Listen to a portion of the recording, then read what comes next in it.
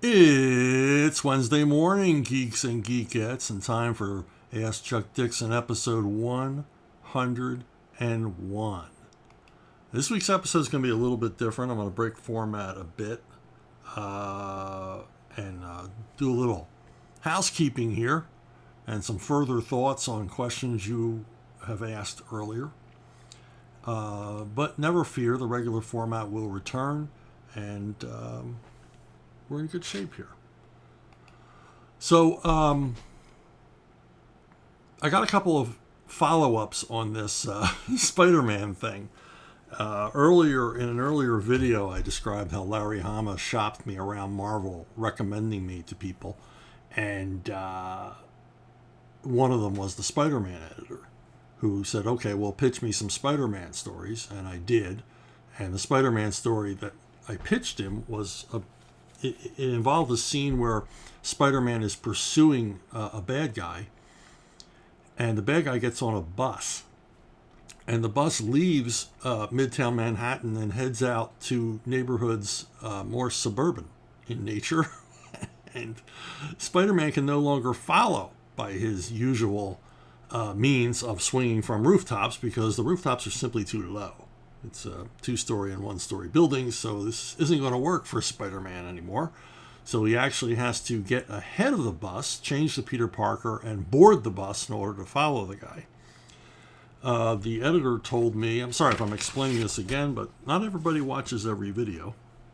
So the editor explained to me that he thought that this mocked Spider-Man, this mocked the character, and that I obviously wrote this story or came up with this idea out of contempt for Spider-Man. Now, if you've listened to any of these videos, you know that nothing could be further from the truth. I do not have contempt for Spider-Man. Steve Ditko's run on Spider-Man is the primary reason that I wanted to work in comics. And it's still to this day, I reread a lot of them recently. Ditko's run on Spider-Man is a milestone.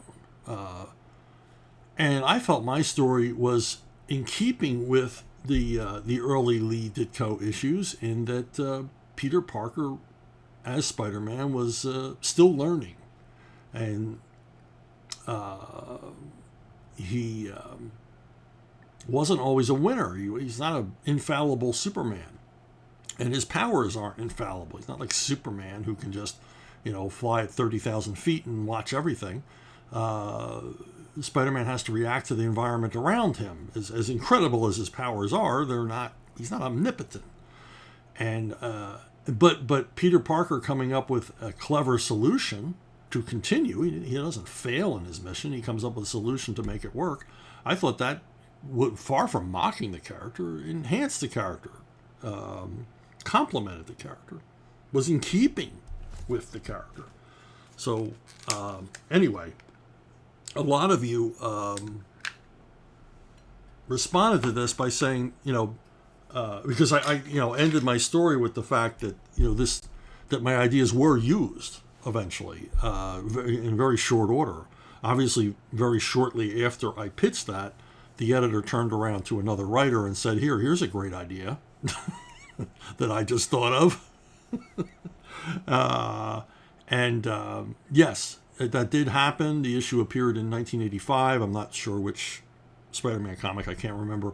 A number of you told me, but I forgot. I'm not an issues number kind of guy, so I don't know. But it was 1985, which made the timing absolutely perfectly right, because it would have been like probably in the late summer of '85 that I pitched this idea. So the editor obviously immediately turned around and gave the idea off to another writer as his own suggestion. So just a little clarification, just a little bit of the rest of the story. Now, in a recent video, I talked about CrossGen, how CrossGen was unique in that it was the only time that a bunch of creators were housed in the same building to create comics beginning to end. Writers, pencilers, inkers, colorists, letterers, and everything else. And I did some thinking about that, and it's not really true. That's not really true. Nobody did it in the way CrossGen did it. on the massive, like almost industrial scale. But early in the comics era of comics, in the golden age and the years that followed, there were a number of comic studios that packaged comics under the same roof with everybody there. Jack Kirby and Joe Simon being certainly the most successful of these studios, and a lot of the artists worked with them and letterers, and so they could deliver completed artwork. I don't think that any writers worked in house, although Joe and Jack wrote an awful lot of their material. So yes, many of the comics coming out of the Simon and Kirby studio were soup to nuts. The creators did everything. The comic was entirely packaged for the publisher, from cover to cover. Will Eisner as well. Will Eisner, in addition to having a studio with people working with him in the studio to create his weekly Spirit comics, also packaged an awful lot of comics for other publishers in the Eisner-Iger studio. A lot of stuff for Quality, Plastic Man and Black Condor, stuff like that, and other publishers. And I didn't know this until recently. I just read this recently, that when Stan Lee was running Atlas Comics in the 50s, he insisted that his primary artists, letterers, and colorists all work in-house and work exclusively. This was the beginning of the Marvel bullpen, and artists like Bill Everett, Joe Maneely, John Severin, Marie Severin on colors, would show up every day, and it was a 9-to-5 job. They would show up at the Atlas Comics offices, which were in the Empire State Building, and work at desks side by side. And I did not know that until I read it recently in a book which I will reference later in this video. So that was a new one to me. And also the fact that Atlas made everybody work exclusively. I think that was something new, because most artists, took any job they could get anywhere they could get it. And, because they were working strictly for page rates, no royalties. And, the more you worked, the more you got paid. So everybody worked for everybody. But if you went to work for Stan, you only worked for Stan. The other in-house comic creation studio I completely forgot about until thinking about it after I made the video was Little Annie Fanny at Playboy. Harvey Kurtzman, Will Elder, and sometimes Frank Rosetta, sometimes Russ Heath, and sometimes others. Jack Davis, I think, worked on the strip as well. They worked in the same building as Playboy's Chicago headquarters, and they had their own studio. And Russ Heath told me all about how the studio worked, and some really, really funny stories about stuff that happened there. Russ was a sometimes cruel practical joker, but Will Elder was known to be an outrageous practical joker as well. But anyway, they worked, everything was done in-house, 9-to-5 job, in real offices. And considering the kind of money that Playboy was awash in the 60s and early 70s, offices were probably pretty cool. So there you go. I'm correcting an error from earlier in which I said CrossGen was unique. It was far from unique, although it was done on a scale no one else had done before. Because even at the Atlas offices, Stan didn't write everything. I don't think Hank Chapman and some of the other regular writers for Atlas, I don't think they were in-house. I think they did work freelance. But he wanted his art crew there with him, beginnings of the bullpen. So, okay. Mario Simoni wrote that while I agree that DC was doing better comics than Marvel in the 90s, they had better writers. You can't really put Image and Valiant in the same basket. Valiant was much better. They had good writers like Baron Ostrander and other less well-known ones who were doing good work. It's just that they didn't have Shooter any longer, who was as essential at Valiant as he was at Marvel. I agree with all of that, and I didn't mean to lump Valiant in with Image, except I was strictly speaking of the glut of comics that was coming out. I mean, lots and lots of comics were coming out and aiming at speculation, quite obviously. And there were, it just became, there was a tipping point. They just became top heavy, and it kind of just all fell apart all of a sudden. And Valiant was one of the victims. I'm not saying Valiant caused it. I don't think Valiant caused it at all. There was a consistency and quality at Valiant that you did not have in Image. But Valiant did contribute to the glut by putting out an awful lot of titles. They really did. They flooded the zone with stuff.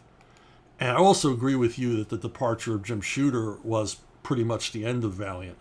I mean, I stopped reading them after Shooter left because they moved away from what I felt were the more iconic gold key characters they were using to center their comic book universe. And his absence was sorely missed. I mean, Shooter was a marketing genius, and I know a lot of people don't like Shooter, but they have their own personal thing with him. He could be brusque. He could be abrasive. I've worked at a lot of comic book companies where there wasn't a brusque, abrasive guy running things. So, I think Stan Lee was an exception to the rule for comic book CEOs, but Shooter got it done, and he made the comics interesting. And I read them. I read all of them as they came out and really enjoyed them. So yeah, I'm not lumping Valiant in with Image for the quality of the work. Certainly not the quality of the writing. As simply as one of the other players in the comic book explosion and implosion of the 90s. It seemed to happen almost overnight. Just went from the heights to the depths, sic transit gloria. Okay, another thing I wanted to talk about is I get this question frequently, and I've answered it a few times, and I forgot about one thing. And the question is, did you ever come up with an idea you couldn't use, and you got to use it later on? Or an idea you thought of and you never got to use it? And I realized that one of my favorite concepts I created for Alien Legion, and it was going to be my last Alien Legion one-shot at Epic. But we never got to it. Carl Potts was dismissed in one of the Marvolutions, they called them, or Marvelgeddons, when there were mass firings. And so Alien Legion departed from Marvel, never to return again. So the one-shot that I was planning, and I believe Kike Alcatena was going to draw it, it was called Carnivora. But I did get to do it in Sigil. Carnivora appears in the space opera that I wrote for CrossGen called Sigil. And the idea behind Carnivora was it was a planet, a new planet that our heroes land on. And it seems like a wonderful, unspoiled paradise. Just this incredibly diverse, ecological, environment, pristine, Eden-like. But of course, it's quickly revealed that this planet is anything but. I mean, this is, it's a Mystery Planet story. My favorite stories on Star Trek were Mystery Planet stories, where they would land on a planet and they had to figure out what the hell is this planet about, or we're all going to die. And this was one of those stories. And what the deal with Carnivora was, it was the kind of place you really didn't want to spend a lot of time in because its environment, this is what I thought of for Alien Legion, for Force Nomad to crash land on a planet like this. Its environment evolved as that every species of flora and fauna on the planet was a predator. They preyed on each other. Just this brutal, hostile, horrible place to be, where every single creature was trying to eat every other single creature all day long. And so our heroes arrive on this planet unwittingly. They don't realize that, things are just going to get worse and worse and worse until they're all consumed.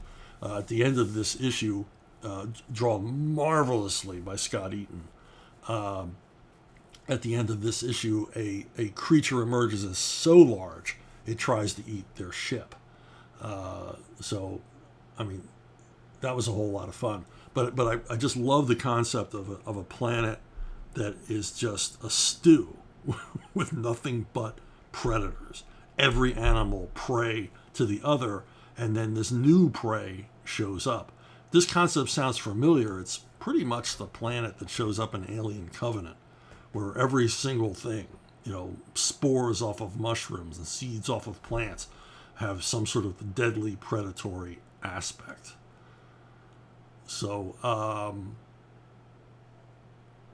also doing a little housekeeping, I want to thank all of you who contributed to St. Jude's Children's Research Hospital. This isn't the end of the video. I just want to put this in the middle here because I'm very, very grateful to all of you who have contributed to St. Jude's. If you don't know about the hospital, it's a hospital for children that provides research and care and surgery for children who would be otherwise terminal, children who are at risk from cancer and other maladies, and there's nowhere else to go except this hospital founded by Danny Thomas. And this is literally the last chance for these children to have a life, to survive whatever it is that's plaguing them. And the amazing thing about St. Jude's is the parents of these children never receive a bill. The children are treated for free because of the kindness of people like you, who've donated quite a bit of money over the past few months in order to receive Denny O'Neil's Bat Bible. If this is the first time watching this video or you haven't heard me talk about this before, when I first started working on Batman, when everybody first started working on Batman under Denny O'Neil, we were handed a Bat Bible. It was Denny O'Neil's essay on who Batman is, what Batman is, how he works, why he works, what he does, what he might do, how Gotham works, everything you needed to know to write Batman the Denny O'Neil way, which for my money is the only way to write Batman. And he would explain it all in the brief Bat Bible, Notes on the Dark Knight Detective. And a lot of you contributed very, very generously to St. Jude's and then emailed me at brunobookstore.com. And in exchange for your donation, you got emailed a file of my copy of A Brief Bat Bible. So, and that deal still stands. As long as you folks want to keep contributing to St. Jude's, I don't care, $1, $5, just something. I can't sell the Bat Bible. That wouldn't be right. It's not mine. But I want to share it. But, I don't want to give it away, if that makes any sense. And if I can help some kids in the process, and if you can help some kids in the process, that's a good thing. Cheap at the price. Cheap at twice the price. Okay, another question I get all the time, and I don't answer it in the Ask Chuck Dixon's, and I get this in interviews and podcasts, and I'm always stuck for an answer, is what are you reading? What current stuff are you reading? And so I thought, I might make this a regular feature, I don't know, but I thought I'd go over a couple of things. So what I'm currently reading is this terrific book from Tomorrow's Press, and it's John Severin. It's a book about John Severin and his life and artwork and everything else. If you watch these videos, you got to know how much I admire John Severin. I wrote the afterword to this volume, and it's an exhaustive biography of the man and a review of his work. There's tons of rare artwork I never saw before. I mean, just stuff from obviously shared by John's family with the publishers, stuff that's never seen the light of day. I mean, Valentine cards he drew for his wife, some of them are fabulous. Sketches by himself of people he knew and loved, sketches by Marie Severin of her big brother, and tons and tons of artwork reproduced from his incredibly long career. I mean, this guy was at the top of his form all the way to the end, all the way into his 90s. This guy never lost that touch. His artwork is always worth seeing, and this is a worthy tribute to the guy. It also includes 2 beautifully restored American Eagle stories, a series that John Severin did for a long time for Prize Western Comics, and you get to see 2 very primo examples of this excellent series. I wish someone would reprint the whole thing, especially in this format. The restoration's beautiful, the paper's great, but this, if you're ever curious, it's also a great story about, in addition to his life, in the military and his family and his marriage and everything else. It's a great overview of the world of comics as seen by an insider at the beginning, basically the beginning of the medium. And just a great book. Can't recommend it enough. Another thing I'm reading is Epicenter is publishing a lot of Benelli, the Italian publisher, in English. So it's Epicenter Comics. And they're kind of like the best kept secret, because I knew Epicenter was out there. I was buying some of their Magic Wind reprints, but until I actually went to their website, I had no idea the extent of reprinted material they've been doing. In fact, I missed out on a few books because they sold out before I could buy them. This is Dylan Dog, if you're not familiar with it. He's kind of a psychic supernatural investigator. And this is a heck of a volume. It's called Mater Dolorosa, and the interior art is just terrific. Just great stuff. And it's supernatural, spooky, scary stuff. Satan and monsters and all the rest of it. And Dylan Dog, of course, comes out on top every time, but each time a little bit more battered and bruised and psychically wounded. Another fantastic book, this is like an oversized hardcover from Epicenter, is Zagor, The Lost World. Now, Zagor's not a character I'm particularly familiar with. He's kind of a Superman, he's kind of a, infallible, tough guy hero, apparently set in the 1920s or 1930s. And here he visits a long-lost plateau in South America, the Lost World, very much just like Sir Arthur Conan Doyle's story. And it's a massively fat, oversized volume with terrific black and white interiors by an artist named Rubini, which I'm going to have to keep looking for. It's written by Mauro Boselli, who was my editor when I wrote some tech stories, and who is a hell of a writer on his own. With dinosaurs and lost tribes and escapes and literal cliffhangers in this story, I felt like I was 11 years old again. It's a great long. It's over 300 pages. It's a great story, beautifully told, and as you can see, beautifully drawn. And it's got everything I would want, anything anybody would want in a cryptozoology, Lost World kind of story. Another thing I picked up was an oversized hardcover of Lady Killer. This isn't it. This is one of the issues. From Dark Horse. It's by Joel Jones. And it's kind of a throwback 1960s retro look story about a hit woman. I love the style of it. The draftsmanship is perfect. The storytelling is wonderful. There's a real feel for the period. I mean, this is the period in which I grew up. Everything looked right, from the Eisenhower era furniture to the, Jackie Kennedy inspired fashions. They visit the New York's World's Fair. I mean, all the details, the cars, the clothing, the furniture, the houses, and everything else. It's just dead on. And it's a fun story. It's fast-paced. I found it a little bit derivative. I mean, there's so many stories about hit people. I'm astonished that this isn't already a Netflix series, because it so fits in with so many of the things you see picked up by the streaming services. Maybe it's in the works. It's certainly been optioned. But the oversized edition from Dark Horses is it's a beautiful book. It's just beautifully put together. I like everything about it, and I did enjoy it. I just found it, a little, there's a lot of these kind of stories out there, but this one's particularly well done. On a more serious note, Jacques Tardy's 3-volume set of memoirs about his father, who was a prisoner of war in World War II, held by the Germans. And at the fall of France, his dad was in the army and taken prisoner and taken to a prisoner war camp, where he spent the next 5 years, the entire duration of the war, under really horrible circumstances. This is one of those instances where this story could only have been told in comic form.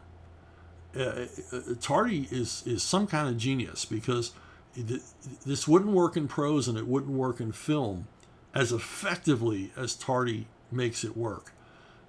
He has this gimmick where he, as a little boy, is somehow accompanying his father through these events, so he can direct. Now, he wasn't there, but Tardy imagines himself as there as a child with his father in the prison camp, so he can directly ask his father questions. And some of the dialogue is priceless between them, as he says to his father, "You've told me that before," or "You never explained that to me." So he's speaking to his father after his father has passed, and he's asking him questions and he can never answer, because this book is based on memoirs, handwritten memoirs written by his father.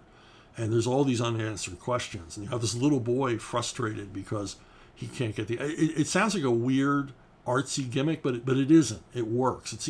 It was really, I think, from Tardy's point of view, the only way to tell this story. And it's a emotionally torturous story to read. I mean, obviously it's a prisoner of war camp.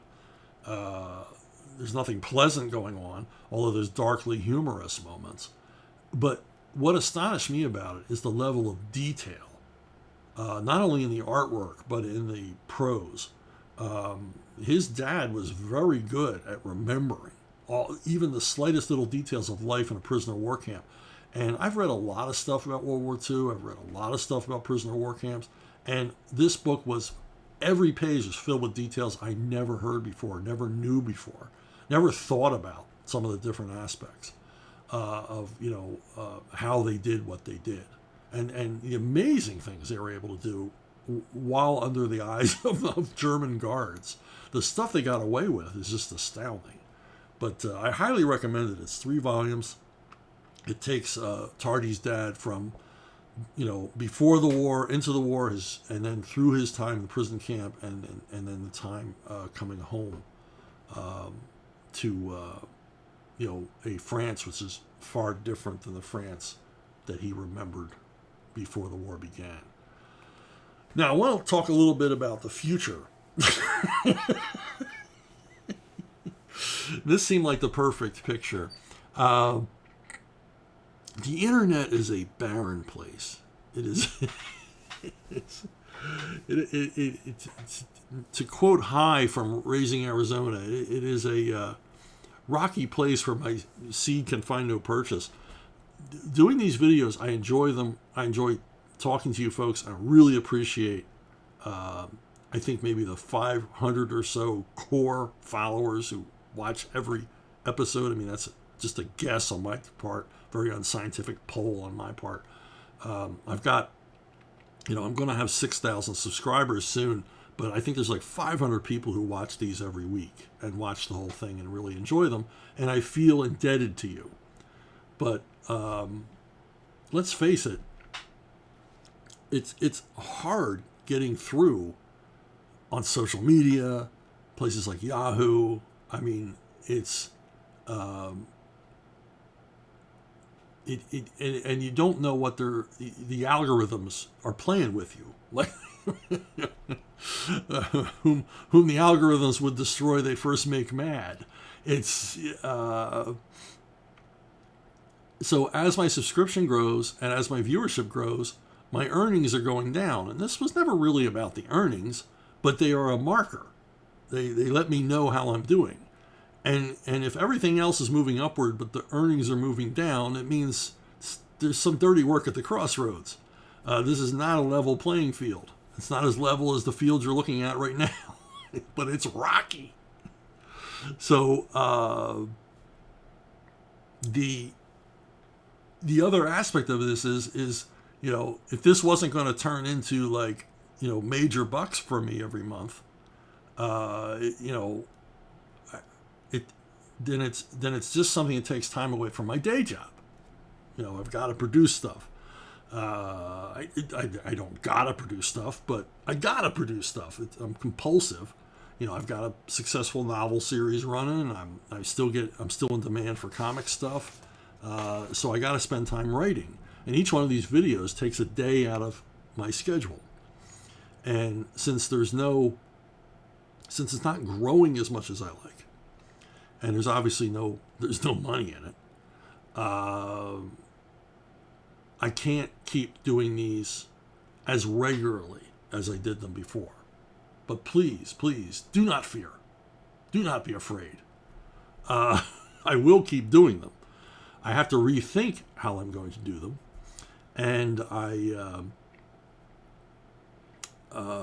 playing with the idea of doing them maybe not every week, but maybe every other week, and making them longer. Kind of like Marvel and DC did in the 70s. They just made the comics bigger. So they weren't printing as many, but the ones they were printing were bigger. So this might be a way to do it. So keep sending the questions in. I'm going to keep doing this, and maybe they will be weekly now and then, but mostly I think they're going to have to be bi-weekly from now on, which leads me to the other subject is, I got to find some other venue other than YouTube. I got to spread myself out here. One of the places that, if you want to see my stuff, is Unauthorized TV. It's a pay service. You have to subscribe to it. But if you go to unauthorizedtv.com, you can find a lot of the videos from here on YouTube, but also a lot of videos you haven't seen. I think almost 100 videos that I made specifically for Unauthorized TV. And they're shorter videos, but they go into more depth on various subjects. And, a lot of how-to on writing, a lot of inside baseball on comics that I don't do here. And I like Unauthorized TV because it's uncancelable. There's no algorithms playing with me all the time. It's a level playing field. It's open, and my subscription levels there are going up, and the viewership's going up. Not as quickly as YouTube, but more effectively. It's a rifle shot instead of a shotgun shot at Unauthorized. So go over and take a look. There's a lot of other great channels over there on a plethora of or plethora, depending on where you're from, of different video contributors. I'm also reproducing the Ask Chuck Dixon episodes on Rumble. I don't really understand Rumble. They tell me it's a free, open sourced environment. I don't know. So it's probably already been hacked, and I probably lost all my private information to, somebody in Bulgaria. But you can go over to Rumble as well if you're not a fan of YouTube. So I'm trying to spread myself out here a little bit. So in addition to Rumble, I'm also on Slapdash, Pooper, Booyah, Nanastand, Heebie Jeebie, Diggle, Boosh, Zubble, Puckett, Floob, Psst, B-Box, and we're back to Slapdash. So you can go on any one of these and find me. That's how far I'm spreading the net. I'm really just like that last knife full of cream cheese, a little bit of cream cheese left down the bottom of the container, just enough to cover the bread. It's very, very thin. Spreading myself thin here. So if you have more questions, you can go to brunobookstore@gmail.com, brunobookstore@gmail.com. Send me questions, comments, suggestions. Maybe there's a question in the past you'd like to have clarified. Maybe I didn't explain it well enough, or maybe you think I'm wrong. That's possible. I'm open to the possibility that I'm wrong. I've been told I'm wrong quite a bit. So you can go over there. Again, pictures of your dog, any artwork you want to share. You just want to vent whatever. I also suggest chuckdixon.net. It's a website with lots and lots and lots and lots and lots of unpublished comics. Everybody likes unpublished comics. Entire graphic novels over there that you can read for free at chuckdixon.net. Stuff that I did that didn't, go anywhere. It didn't get published. What can I say? A lot of Marvolution stuff, a lot of Marvelgeddon stuff over there. And other than that, I want to thank all of you for listening, donating to St. Jude's, for watching, for liking, for subscribing, for helping me spread the word. And I don't know when exactly I'll see you all, but I will see you down the road on a semi-regular basis from here out. Okie doke. That's it for me. Chuck Dixon out.